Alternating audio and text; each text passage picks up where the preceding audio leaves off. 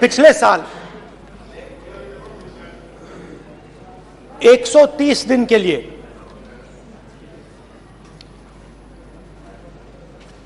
मैं भारत के एक कोने से दूसरे कोने तक गया। अकेला नहीं, बहुत सारे लोगों के साथ।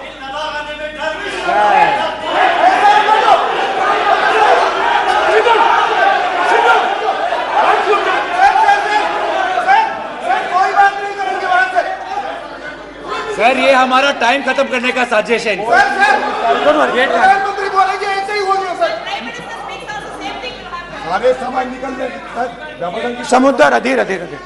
समुद्र समुद्र के तट से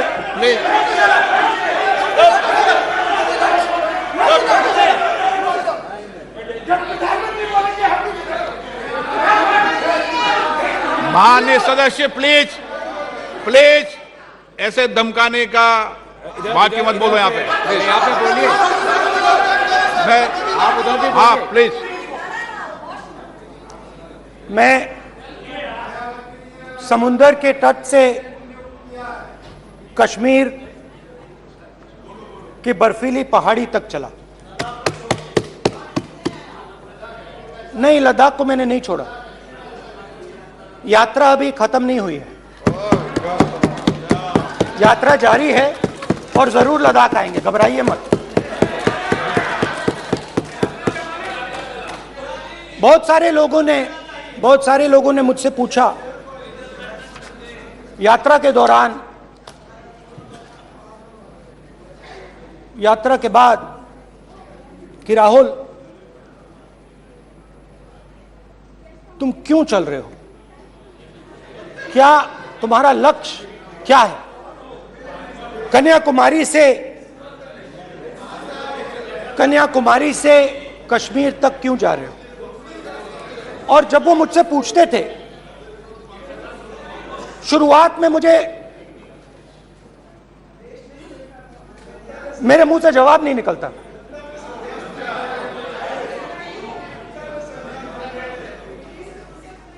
शायद मुझे ही नहीं मालूम था कि मैंने ये यात्रा क्यों शुरू की।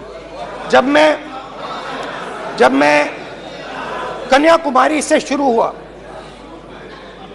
मैं सोच रहा था मैं हिंदुस्तान को देखना चाहता हूं, समझना चाहता हूं, लोगों के बीच में जाना चाहता हूं, मगर गहराई से मुझे मालूम नहीं था।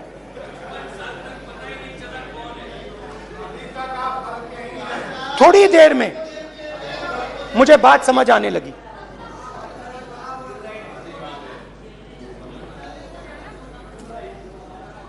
जिस चीज से मुझे प्यार था, जिस चीज के लिए मैं मरने को तैयार हूं, जिस चीज के लिए मैं मोदी जी की जेलों में जाने को तैयार हूं, जिस चीज के लिए मैंने 10 साल हर रोज गाली खाई, उस चीज को मैं समझना चाहता था। ये है क्या जिसने मेरे दिल को इतनी। भाई आप रनिंग कमेंट्री बंद करो, नहीं तो हम भी चालू करेंगे। सुनने का जिस चीज धैर्य रखो। जिस चीज ने मेरे दिल को इतनी मजबूती से पकड़ रखा था, उसको मैं समझना चाहता। शुरुआत में जैसे मैंने शुरू किया, सालों से मैं हर रोज 8-10 किलोमीटर दौड़ता हूं, तो मेरे दिमाग में था कि अगर मैं 10 किलोमीटर दौड़ सकता हूं तो 25 किलोमीटर चलने का क्या मतलब, कोई बड़ी बात नहीं है। ये मैंने सोचा था। आज मैं उस भावना को देखूं तो वो अहंकार था कि मैं ये कर सकता हूं, ये कुछ नहीं है। तो मेरे दिल में उस समय अहंकार था।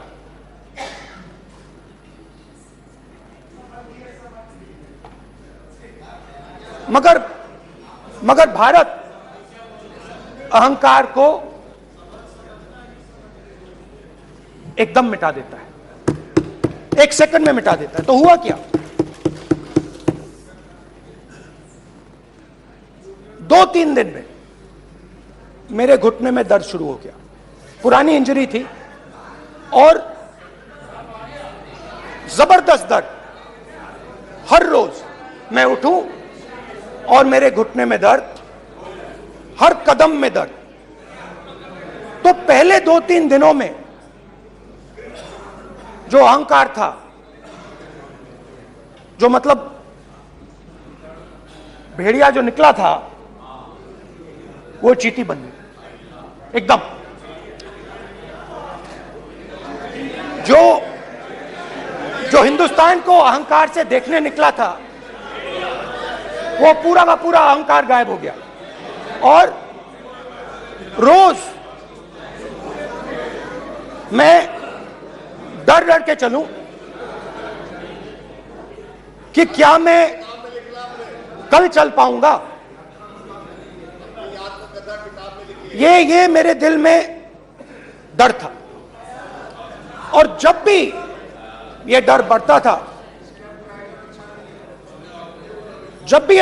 था, कहीं ना कहीं से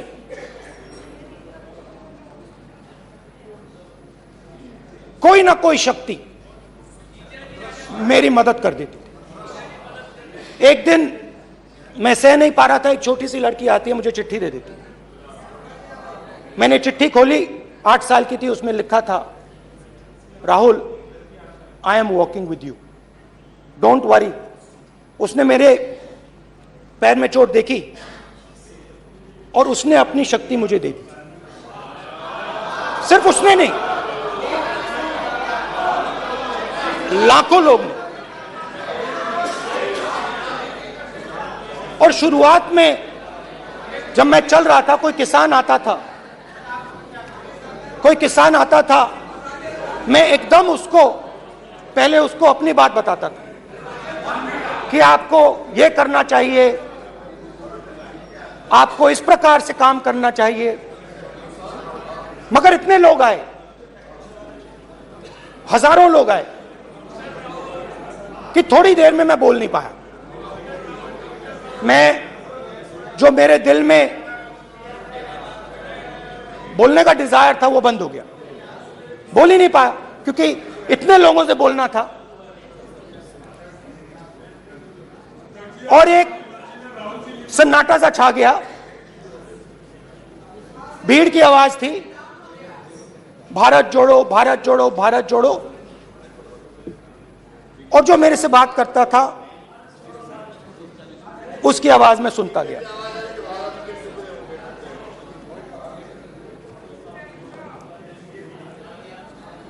हर रोज सुबह 6 बजे से रात 7-8 बजे तक आम आदमी, गरीब, अमीर, बिजनेसमैन, किसान, मजदूर, सबकी आवाज।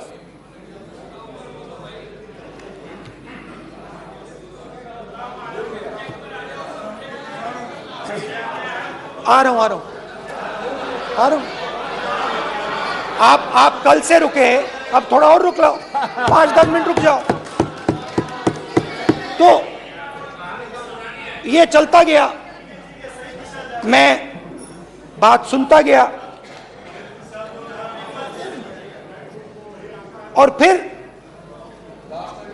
मेरे पास एक किसान आया, और किसान ने हाथ में रुई पकड़ी हुई थी, और उसने मुझे कहा, अध्यक्ष महोदय,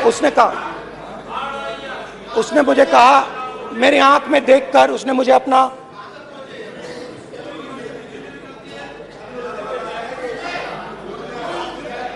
वो रुई का बंडल दिया, और उसने कहा, राहुल जी, यही बचा है मेरे खेत का यही बचा है और कुछ बचा नहीं है।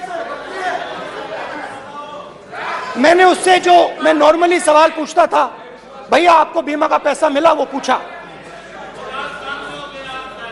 बीमा का पैसा मिला, वो पूछा, और किसान ने मेरा हाथ पकड़ा। किसान मुझे कहता है कि नहीं राहुल जी, मुझे बीमा का पैसा नहीं मिला, हिंदुस्तान के बड़े उद्योगपतियों ने वो मुझसे छीन लिया। मगर इस बार बड़ी अजीब सी चीज हुई। जब मैंने किसान को देखा और वो मुझसे बोल रहा था, तो जो उसके दिल में दर्द था वो मेरे दिल में आया। जो उसके आंखों में शर्म थी जब वो अपनी बीवी से बात करता था, वो शर्म मेरी आंखों में आई।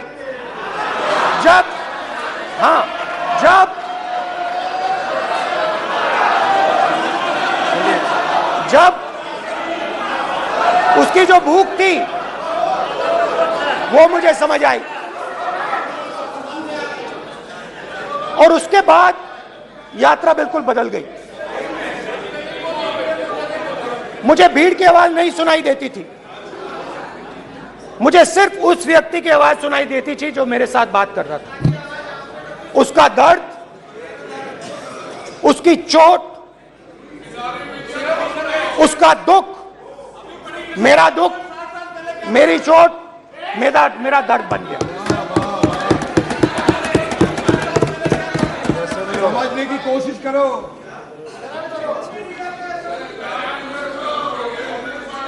भाई और बहनों, लोग कहते हैं कि ये देश है, कोई कहता है ये अलग अलग भाषाएं हैं, कोई कहता है ये जमीन है, मिट्टी है, कोई कहता है ये धर्म है, ये सोना है, ये चांदी है। मगर भाइयों और बहनों, सच्चाई है कि ये देश एक आवाज है। ये देश सिर्फ एक आवाज है। ये देश इस देश की लोगों की आवाज है। इस देश के लोगों का दर्द है, दुख है, कठिनाइयां हैं। और अगर हमें इस आवाज को सुनना है तो हमारे दिल में जो अहंकार है, हमारे जो डिजायर्स हैं, हमारे जो सपने हैं, उनको हमें परे करना पड़ेगा।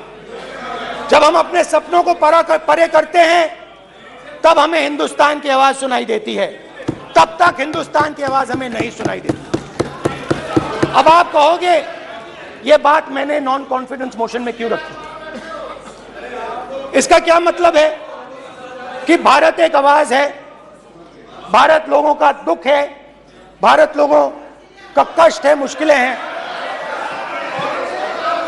क्योंकि भाई और बहनों,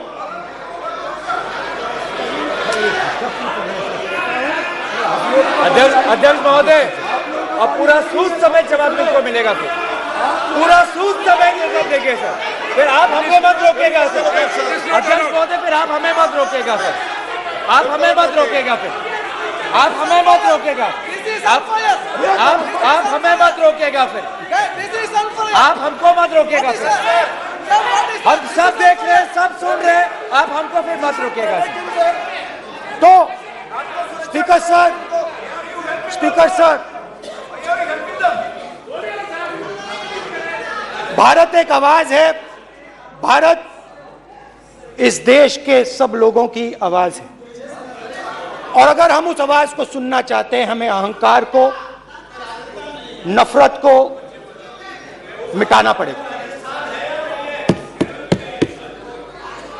स्पीकर सर, कुछ ही दिन पहले